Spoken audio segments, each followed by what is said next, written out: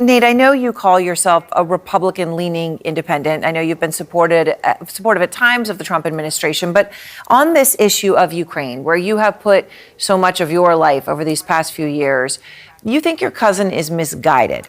How come?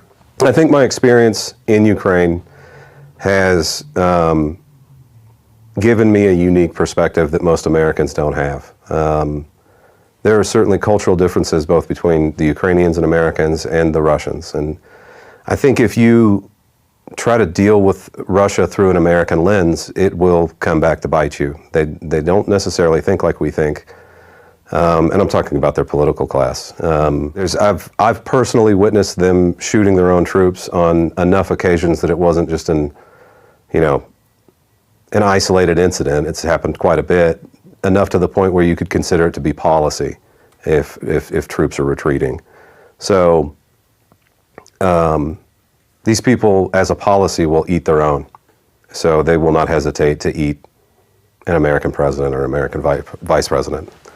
They don't care what we think. They're not our allies, and they never will be, not at least for a generation.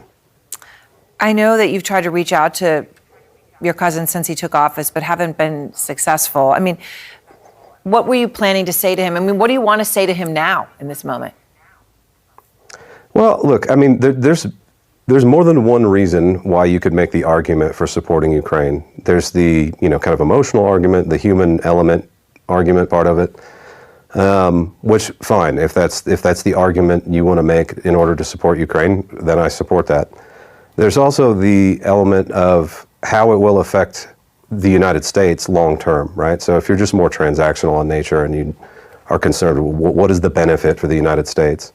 I don't think there's any scenario where like if this war pauses and sanctions are lifted, Russia has spent the last 3 years kind of beefing up their military-industrial complex, and if you lift those sanctions, you're going to see a massive influx of funds into that military-industrial complex, and they're going to build a war machine out of it, right? That's what they're going to do.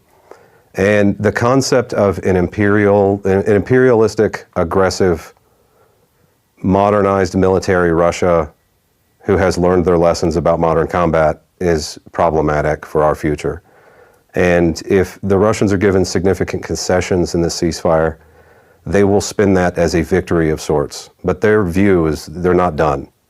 So to them, it's just a chance to regroup, build up and modernize, and they'll come back. And when they do come back, they'll be more of a problem than they are now. Right now, they're at the weakest they will ever be.